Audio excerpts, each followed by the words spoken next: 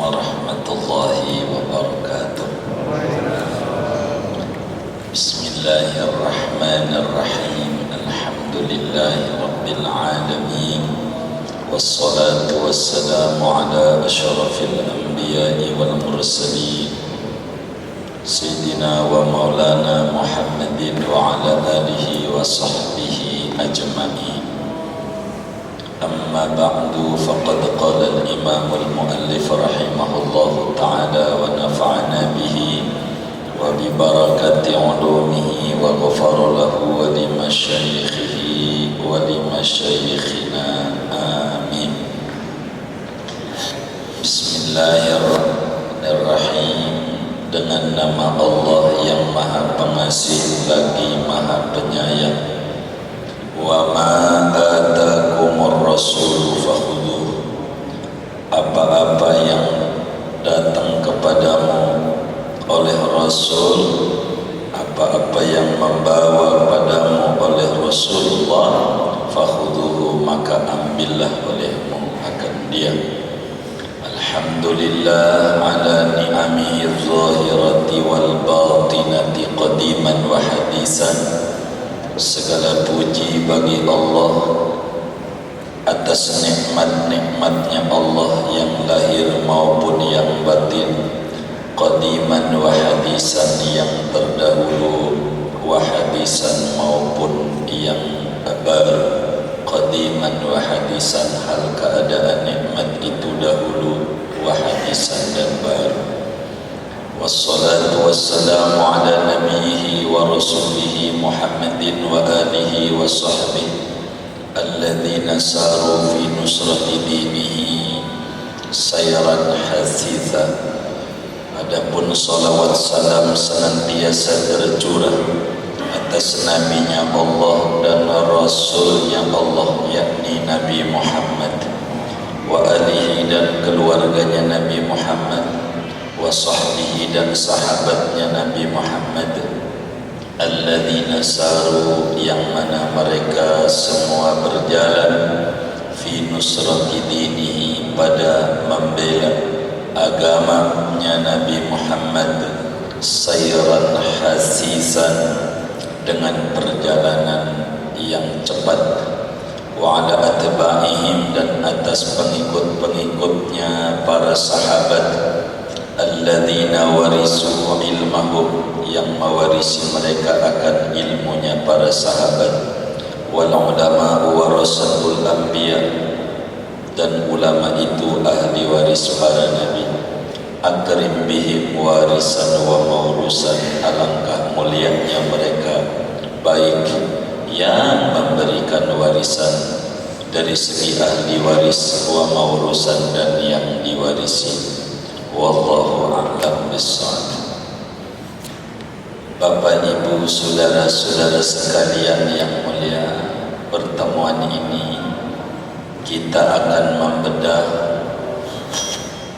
kitab hadisnya Rasulullah sallallahu alaihi wasallam yang berkenaan dengan hukum-hukum Islam. Saudara-saudara sekalian yang mulia, seyogianya bagi orang yang memasuki satu disiplin ilmu untuk menggambarkan terlebih dahulu ilmu yang akan dipelajari agar supaya lebih mendalam, lebih meresapi daripada ilmu-ilmu yang akan dikaji. Pada pertemuan ini, saudara, kita alhamdulillah wa syukurillah akan mengkaji ilmu hadis, yakni ilmu hadis riwayah. Ilmu hadis itu, saudara, ada dua. Ada namanya ilmu hadis dirayah, ada namanya ilmu hadis riwayah. Dan kita akan membedah ilmu hadis riwayah. Apa itu ilmu hadis riwayah? Saudara sekalian yang mulia, hadis dalam etimologi artinya baru, lawanan qadim. Qadim artinya dahulu. Allah Subhanahu wa ta'ala bersifat qidam, maknanya sedari dulu Tuhan sudah ada. Hadis artinya baru.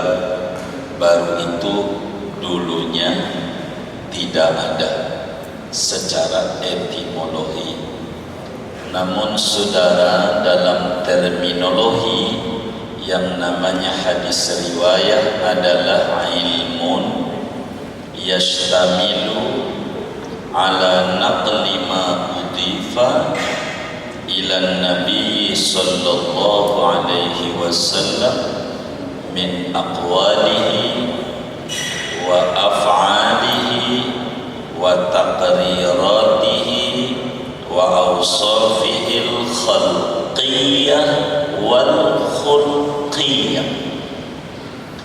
Yang namanya ilmu hadis riwayat adalah satu disiplin ilmu yang mencakup isinya tentang sesuatu yang disandarkan kepada Nabi besar Muhammad sallallahu alaihi wasallam, baik sabda-sabdanya Nabi maupun perbuatan tingkah lakunya Nabi maupun pengakuan-pengakuan Nabi terhadap apa yang dilakukan oleh orang di sekelilingnya, juga tentang postur tubuh Nabi maupun akhlaknya Nabi. Ini yang disebut hadis riwayat. Jadi hadis riwayat isinya sabdanya Rasulullah, perbuatan yang dilakukan Rasulullah, semacam sabdanya yang kita dengar, utlubul ilma atau talabul ilmi faridatun ala kulli muslim. Nabi bersabda, itu namanya sabda Nabi. Menuntut ilmu hukumnya amat sangat wajib bagi tiap muslim, namanya sabda. Ada perbuatan, contoh di dalam Sahihul Bukhari, kata Sayyidatuna Aisyah radhiyallahu ta'ala anha, kana Rasulullah sallallahu alaihi wasallam yuhibbut tayamun fi sya'nihi kullihi min babi takrim. Rasulullah itu selalu menyukai yang kanan-kanan pada hal-hal yang baik.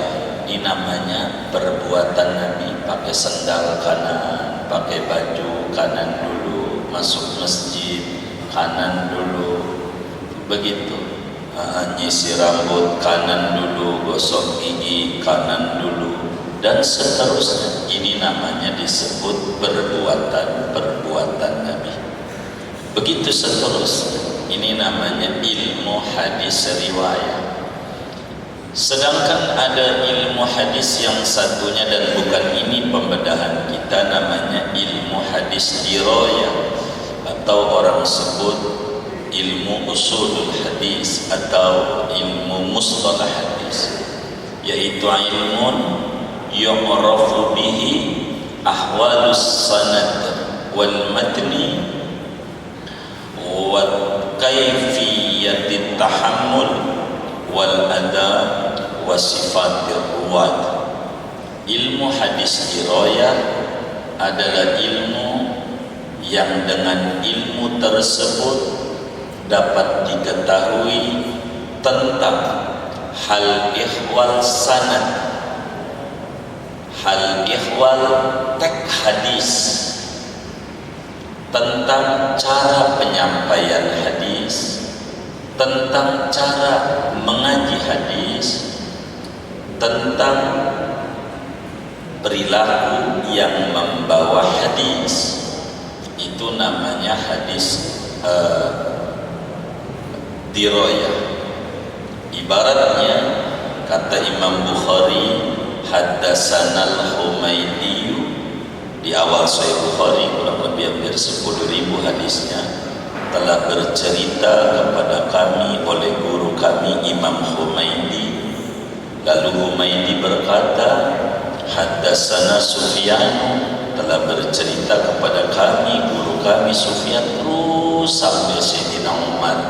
Ini namanya disebut sanad. Begitu. Kemudian yang akan membedah tentang matan, kalau sanad ini akan mempengaruhi hadis itu sahihkah, dhaifkah, hasan, atau hadis ini hadis musalsal dan seterusnya. Begitu juga cara menyampaikan hadis, apakah bahasanya haddatsana, apa akhbarona, apakah amba'ana, apa sami'tu Rasulullah dan seterusnya. Ini hadis diroyah, tapi kita bukan pada bagian ini pembedahannya. Begitu pembedahannya. Maka saudara, Islam itu agama yang sangat luar biasa. Setiap ada kalimat dari Rasulullah tidak langsung ini siapa yang bawa, ini yang disebut sanad. Kayak kita nih, kita hari ini ngaji namanya kitab Bulughul Maram, kumpulan hadis-hadis hukum Islam. Ini ada sanadnya, sampailah pengarang namanya Imam Ibnu Hajar Al-Asqalani, ulama yang wafat tahun 852 Hijriah. Nama aslinya Ahmad bin Ali bin Hajar Al-Asqalani. Ini bagaimana kami ini ketemu dengan pengarang kitab yang kita bedah. Ini hebatnya Islam. Kalau kita dalam satu pendidikan, seumpama kita belajar buku matematik karya Mr. John, ini si dosen harus gurunya siapa sampai ketemu Mr. John yang dia bisa mengajar kitab ini. Islam itu jelas, tidak boleh dia ngajar Mr. John, dia sendiri bukan anak muridnya Mr. John. Kalau Islam itu harus jelas. Seperti kita ngaji ini kitab hadis namanya disebut Bulughul Maram.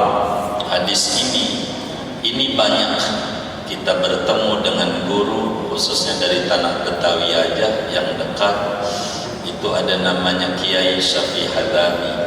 Beliau punya guru namanya Habib Ali bin Husain Al-Attas, Habib Ali Bungur disebutnya, ulama besar Betawi asal Hadramaut.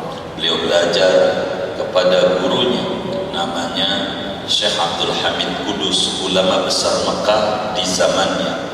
Beliau belajar kepada Sayyid Bakri Syarno, ulama besar Mekah asal Mesir dari Dimyati. Abu Bakar Sarto belajar kepada Sayyid Ahmad bin Zaini Dahlan. Sayyid Ahmad Zaini Dahlan ini belajar kepada Syekh Usman bin Hasan Ad-Dimyati, ulama besar Mekah pada zamannya, mufti madhab Syafi'i di Mekah. Beliau belajar kepada Syekh Abdullah Asy-Syarqawi, ulama besar Mesir, makamnya di Mesir. Abdullah Asy-Syarqawi itu belajar Bulughul Maram ini kepada gurunya namanya Syekh Muhammad bin Salim Az-Ziyani. Beliau belajar kepada gurunya namanya Syekh Muhammad Al-Badi. Beliau belajar kepada gurunya Syekh Salim bin Muhammad As-Sadhuri. Beliau belajar kepada gurunya Sayyidi Syekh Najmuddin Al-Ghaib. Beliau belajar kepada gurunya Syekhul Islam Zakaria Al-Ansari, makamnya di Mesir, dan belajar kepada pengarang kitab yang kita bedah ini namanya Imam Ibnu Hajar Al-Asqalani. Dan kami bersama teman-teman majelis, alhamdulillah wa syukurillah, bukan sekedar mengkaji kitabnya, kita berziarah ke makam pengarang kitab yang kita bedah ini. di Mesir, di Fustat, tidak jauh daripada makam seorang mujtahid besar, Imam Syafi'i dan Imam Lais bin Sa'ad. Di tengah-tengah antara itu makam pengarang kitab yang kita bedah ini namanya Ibnu Hajar Al-Asqalani. Saudara sekalian, lalu apa maudhu'nya, objek bahasan daripada hadis riwayat saudara? Yaitu objek bahasanya Zatuhu sallallahu alaihi wasallam, sosoknya Nabi besar Muhammad sallallahu alaihi wasallam, ditinjau dari sabdanya, perbuatannya, pengakuannya, postur tubuhnya, dan juga akhlak-akhlaknya. Lalu apa buah dan manfaat daripada kita belajar ilmu hadis riwayat? Saudara sekalian, buah dan manfaatnya tentu al-fauzu bi sa'adatid darain.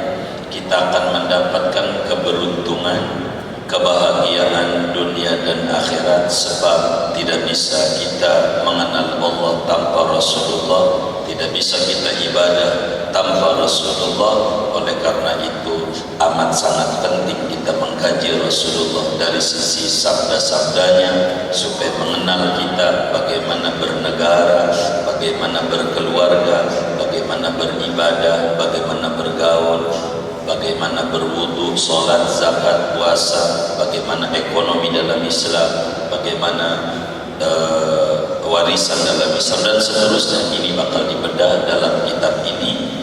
Cuman ada dua dari yang diminta oleh pengurus Manarul Amal. Ini bisa dua kemungkinan yang saya tahu.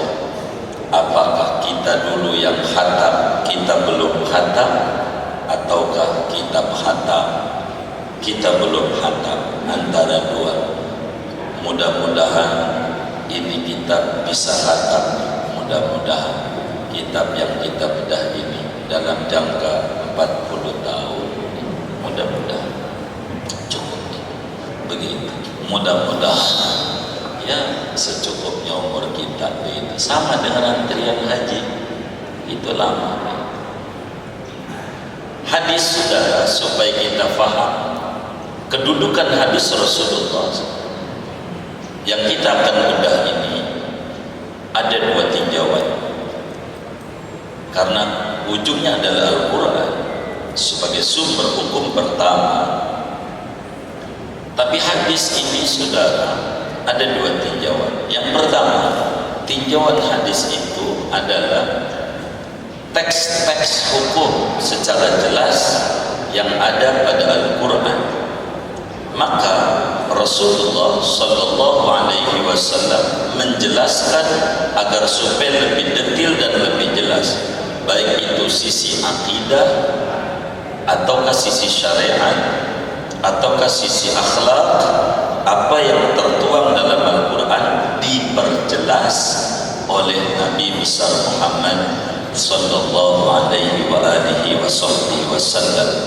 Ini adalah salah satu pentingnya kita mengkaji hadisnya Nabi besar Muhammad sallallahu alaihi wasallam. Kemudian tinjauan yang kedua, belajar ilmu hadis itu saudara adalah Al-Quran seringkali menyebut sesuatu hukum yang diperintahkan oleh Allah secara global, tidak secara detail. Contoh, perintah kita sholat, yang kita alhamdulillah barusan telah mengerjakan sholat zuhur secara berjamaah, yang tentu harapan dan doa kita rangkaian ibadah kita yang wajib maupun yang sunnah diterima oleh Allah Subhanahu wa taala. Amin ya rabbal alamin. Sholat saudara, Al-Quran bilang aqimus sholat, dirikan sholat. Nah, Al-Quran cuma menyebutkan dirikan sholat. Berapa kali sehari semalam tidak disebut. Ada berapa rakaat yang sholat wajib didirikan, Al-Quran tidak menyebut. Rakaatnya berapa, begitu Al-Quran tidak menyebut. Waktunya kapan, Al-Quran tidak menyebut. Mana yang wajibnya, mana yang sunnahnya, Al-Quran tidak menyebut. Maka Rasulullah Sallallahu Alaihi Wasallam hadir di tengah-tengah kita agar supaya kita bisa memahami. Karena itu Allah sampaikan dalam Al-Quran, wa ma'atakumur rasul fakhudhu. Apa yang dibawa oleh Nabi Muhammad kepada anda manusia, ambil, pegang. Sebab solat Al-Quran tidak menyebut Dhuhr, Asar, Maghrib, Isya, Subuh. Dhuhr 4 rakaat, Asar 4, Maghrib 3. Itu tidak menyebut itu. Bagaimana solatnya, permulaannya mana, akhirnya mana, apa yang dilarang, apa yang perlu dikerjakan, mana yang sunnah, mana prinsip, mana teknis, tidak menyebutkan. Maka kehadiran Rasulullah Sallallahu Alaihi Wasallam menjelaskan secara definitif, secara terperinci perintah daripada mendirikan sholat ini. Ini salah satu kedudukan hadis betapa penting untuk didalami oleh seorang anak manusia, lebih-lebih seorang muslim. Zakat umpama, wa atuz zakat, bayarlah zakat. Al-Quran tidak menyebutkan barang apa yang harus dizakati. Apakah baju kudu zakat? Begitu. Celana kudu zakat. Apa yang harus dizakati? Tidak menyebutkan secara detail tentang zakat ini. Berapa minimum harta wajib zakat, kapan mengeluarkannya.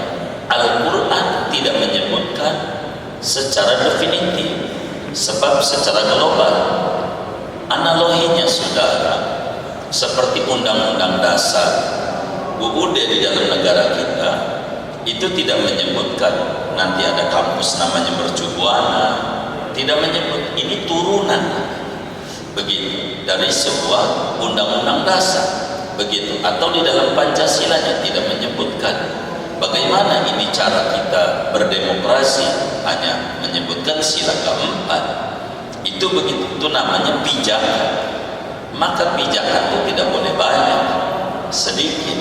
Maka uraiannya banyak. Kayak bangunan masjid Manarul Aman, itu pondasinya dikit tapi bangunannya begitu banyak dengan berbagai ornamen yang ada. Inilah Al-Quran. Itu menyebutkan secara global, tidak menyebutkan terperinci. Barang apa yang wajib dizakati, itu tidak menyebutkan. Maka kehadiran Rasulullah dengan sabda-sabdanya ini betapa penting untuk supaya kita tahu cara beragama, beribadah dengan benar. Berbicara haji umpamanya, haji Allah menyatakan wa atimul hajja wal umrata lillah. Sempurnakan haji.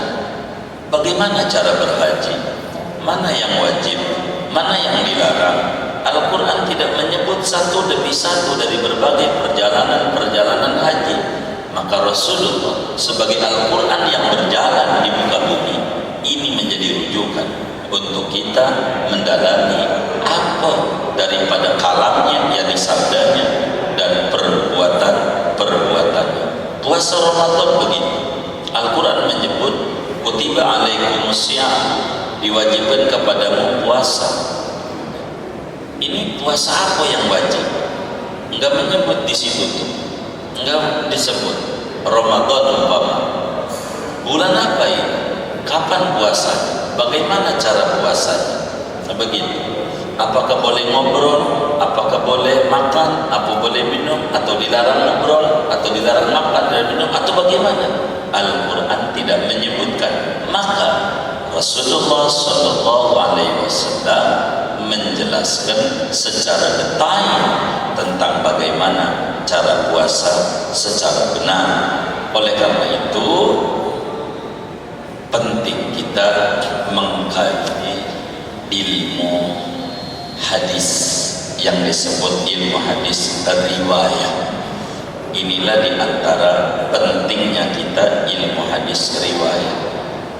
Siapa yang mengkodifikasikan, kalau bahasa kita orang penemu pertamanya sampai dibukukan ilmu hadis riwayat ini, yaitu Imam Ibnu Syihab Az-Zuhri pada masa dinasti Umar bin Abdul Aziz rahimahullahu taala, sesudah Rasulullah sallallahu alaihi wasallam meninggal dunia 100 tahun, maka disuruh mencatatlah oleh Raja Umar bin Abdul Aziz hadis-hadis Rasulullah sallallahu alaihi wasallam yang tadinya dari mulut ke mulut supaya dibukukan. Sedangkan ilmu hadis diroyah begini teorinya, perjalanan menuju sabda Nabi yang pertama kali membukukan adalah Al-Imam Romah Hurmuzi dalam kitabnya Al-Muhaddisul Fasil. Itulah ilmu hadis. Apa namanya daripada kitab yang kita bedah ini, disiplin ilmunya namanya ilmu hadis riwayat, tapi dibatasi pada sisi hukum-hukum. Jadi kalau kita mengenal sholat wajib, mengenal yang namanya orang sholat kayak imam kita tadi, ayo luruskan barisan, isi yang penuh depan, nanti diisi nomor 2 dari tengah. Dari mana itu sumbernya? Nah, inilah akan berbicara pijakan sumber dalam setiap apa yang disampaikan di dalam Islam. Islam itu apa saja harus ada bukti, harus ada dalil. Tidak boleh bicara sembarangan tanpa ada dalil. Apa hukum mempelajarinya? Ya fardu ain kalau dia sendirian pada hal-hal pokok, tapi fardu kifayah pada orang bermasyarakat harus ada yang mengkaji ilmu hadis riwayat, lebih-lebih berbicara tentang hukum-hukum Allah Subhanahu wa taala yang mesti dijalankan oleh kita sebagai hambanya di muka bumi ini. Pengambilannya dari mana? Ilmu hadis riwayat ini tentu pengambilannya dari sabdanya Nabi, dari perbuatan Nabi, dan dari pengakuan-pengakuan Nabi. Pengakuan itu Nabi tidak kerjakan, ketika sahabat kerjakan Nabi tidak melarang. Begitu, Nabi tidak melarang. Begitu seperti Sayyidina Bilal bin Abi Rabah. Itu Bilal enggak dengar langsung dari Nabi nyuruh habis wudu sholat, habis wudu sholat, habis wudu sholat. Ditanya, Bilal, amalan apa yang paling kamu demenin dalam Islam ini? Sebab saya dengar waktu Mi'raj suara sandalmu sudah ada di surga. Fa inni sami'tu dafana 'alaika fil jannah baina yadayya. Itu kata Nabi, kata Bilal, apa ya Nabi yang saya kerjakan? Enggak ada, normal-normal saja. Cuman saya itu kalau setiap habis wudu sholat, ini yang dalam istilah kita sering dengar sholat syukur wudu. Ini enggak disuruh secara langsung oleh Nabi, tapi Bilal mengerjakan dan Nabi akui iakan. Ini namanya takriratul Mustafa, pengakuan dari apa yang dilakukan oleh sahabat-sahabatnya. Begitu. Inilah diantara sekelumit pokok-pokok dasar dari apa kitab yang akan kita bedah ini, saudara-saudara sekalian.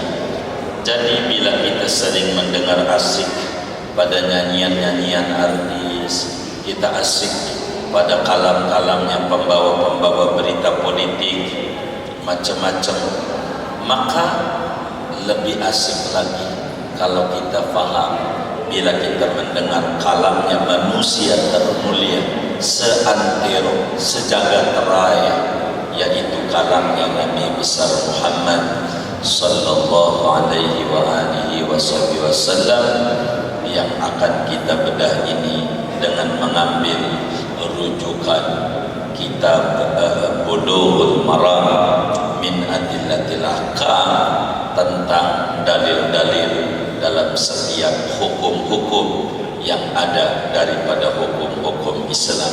Semuanya insya Allah pelan-pelan kita akan bedah. Tapi berdasarkan tadi pengurus masjid Ustaz Haji Jamil menyampaikan 25 menit. Ini udah lebih dari tadi. Jadi saya mau tutup saja biar enggak dosa, karena dibatasi 25 menit. Udah lewat dari 25 menit. Saya hanya baru berbicara pembuka. Pertemuan mendatang kita akan berbicara kenapa kitab kita ini diawali dengan bismillah, atau barangkali karena kajiannya di kampus mau dipotong langsung materi, ya kita ngomongin hadis pertama, pertemuan datang kami ikut. Tapi kalau pengen barokah dalam sebuah kajian, nggak boleh loncat-loncat kayak kodok begitu. Kita ngaji harus setahap, nggak perlu banyak-banyak. Sekelumit ini sebagai pengantar daripada ilmu hadis riwayat yang nanti akan kita bedah ke depan. Kurang lebih demikian.